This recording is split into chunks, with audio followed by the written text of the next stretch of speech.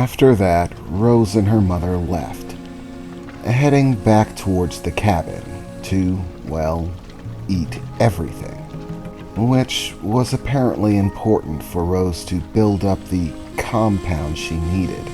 Rose, however, was on a much different line of thought, the entire thing rolling through her mind. And as they made their way back to the cabin, Rose was beginning to grow more and more concerned. At first, all of this seemed magical, beautiful to Rose. The abilities that she was finding out about, they all just seemed so incredible, wonderful, really.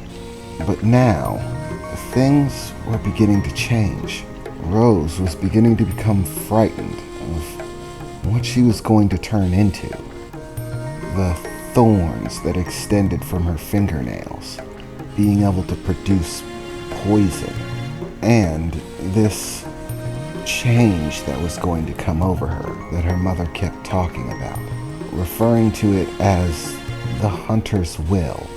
It terrified her. The idea of changing into a state where she would actually be willing to harm her mother for any reason. Rose couldn't even fathom trying to hurt her mother, no matter what the situation. And she most definitely didn't want to undergo any change that would make her willing to do something like that. More and more, Rose began to feel like she was changing into some sort of monster. Something that people would put in horror movies to frighten children, she thought to herself, beginning to chew ever so slightly on her thumb. And it was at that point that Rose noticed something. A taste, something sweet, like a sort of fruit. It even smelled like fruit, Rose thought to herself as the taste began to fill her taste buds, stopping in her tracks for a moment. But I didn't eat any fruit. I haven't even touched any fruit, she thought to herself, taking her thumbnail out of her mouth and beginning to look at her hands. As she did, she began to clearly smell it now. An aroma like fresh-cut melon that seemed to emanate from her fingers. They smelled sweet.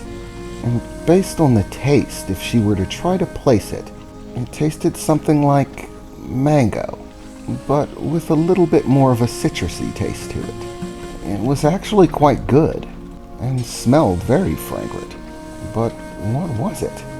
Growing more curious, Rose took her pointer finger, putting it in her mouth and giving it a taste. And there it was, a citrusy, fruity flavor that actually tasted very good. So good, in fact, that Rose found herself licking her fingertips to get as much of the taste as she could. "Rose, what are you doing?"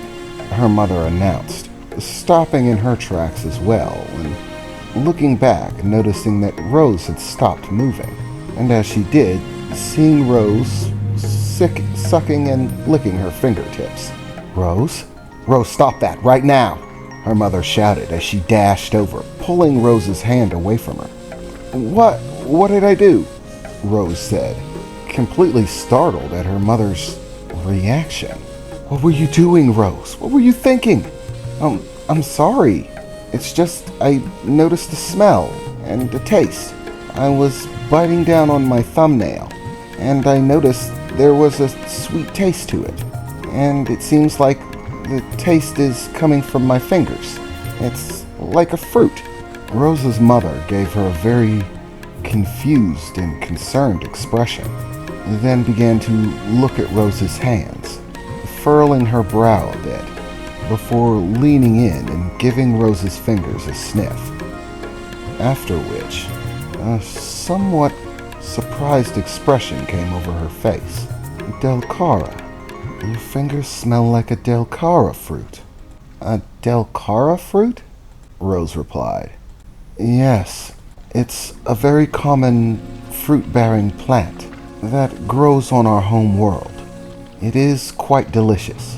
We often mix the juice that we gather from harvesting that fruit with nectar It's a very common drink that we drink mostly for satisfaction, usually made during celebrations. Okay, Rose replied. So why do my fingers smell like this Delcara plant? Or Delcara fruit? Her mother looked very concerned for a short time as she stared at Rose's fingers. It's your toxin, her mother said. What? Rose replied, feeling shocked for a moment, but as she thought about it, she remembered that it was only a very short time ago that she first called upon the toxin that ran across her fingernails and fingertips, the strange water-like liquid with a yellow tone. For whatever reason, Rose, the toxin that you produce seems to have a sweet scent and taste to it. Strange, her mother replied. Normally the toxin of an okar has a very unpleasant fragrance, a sort of musk. It is toxic and smells as such. But yours seems to be different, she said, as she suddenly put down Rose's hand and began looking over Rose herself. Are you okay? Tell me, are you experiencing anything strange? Feeling nauseous or dizzy? Beginning to see spots or having changes in color palette? Perhaps warped vision? Or feeling weak or sleepy? Maybe even sick? Anything at all, Rose? Have you experienced any changes? She said, clutching onto Rose's face and looking her in the eyes. This is very important, Rose. You need to tell me if you feel anything. No, Rose replied. I don't feel anything at all. I just feel normal. Her mother sighed, what seemed like a breath of relief. You have no idea how dangerous that could have been, Rose. You just ingested your own toxin. Thankfully, at least thus far, it appears that you are immune to it. That your own toxin doesn't affect you yourself, which seems to make some measure of sense. But what I still can't understand is why your toxin has a sweet scent, like Dakar fruit, and even tastes like that, apparently. To be honest, it doesn't seem to make any sense normally. But, her mother said, as she started grasping her chin very slightly, trying to think it over. The King of Atlantis, Jax, in his little scan, he said that there was an intermingling between the glands that are in your palms and the glands that are in your fingertips. They are still separate, but there is an overflow from the glands in your palms that combines with the chemicals that go into your fingertips, which is both confusing and somewhat explanatory, meaning it might explain the smell and taste of your toxin. Remember, sweetheart, I told you about the substance that we Sky Ray are able to produce.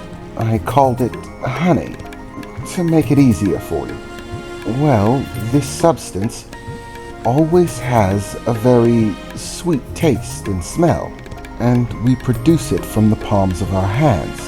I hadn't got around to teaching it to you yet. I thought teaching you of your offensive and next your defensive abilities was going to take precedence. You need to learn those things before you enter the hunter's will. But if the mixture of honey along with the toxin that you produce is combining to make something else, then this could complicate things. It only adds more options to what your toxin could possibly do. My first thought is of an ogaire. An ogaire? What's that?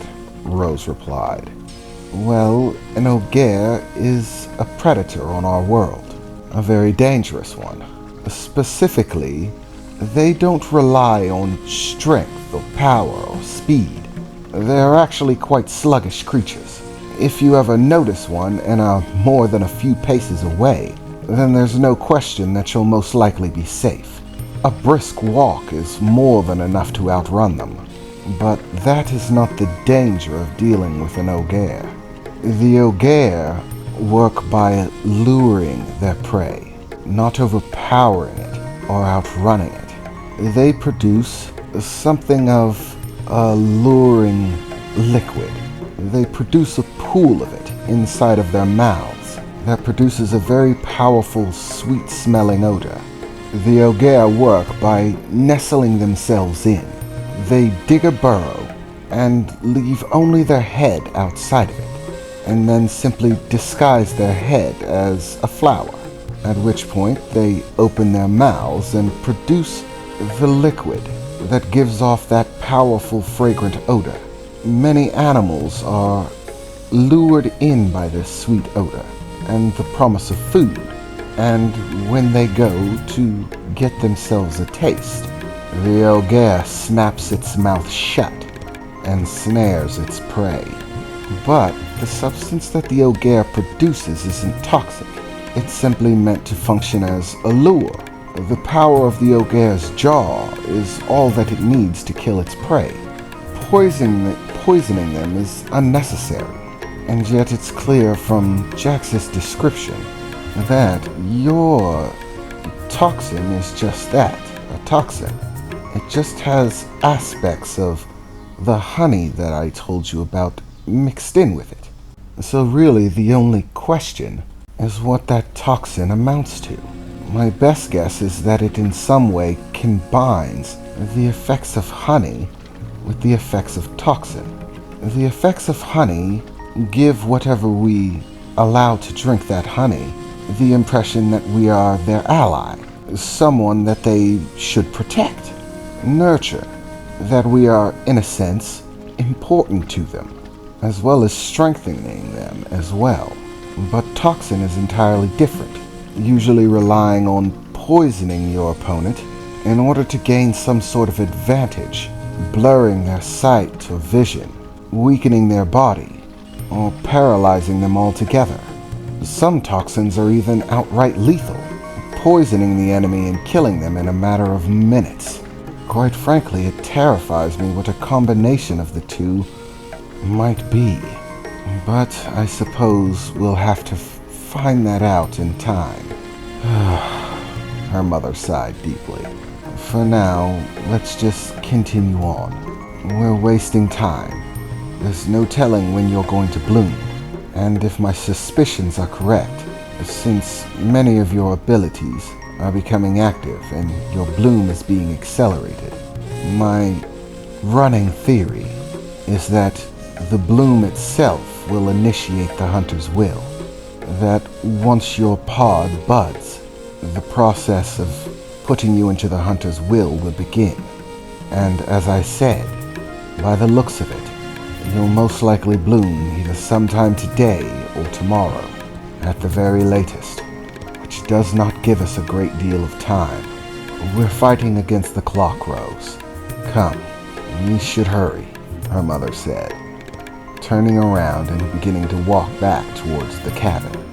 And do avoid licking your fingers.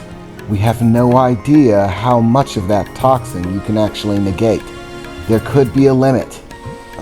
Okay, Mom, Rose said, as she began following behind her mother once again, trying her best not to lick her fingertips.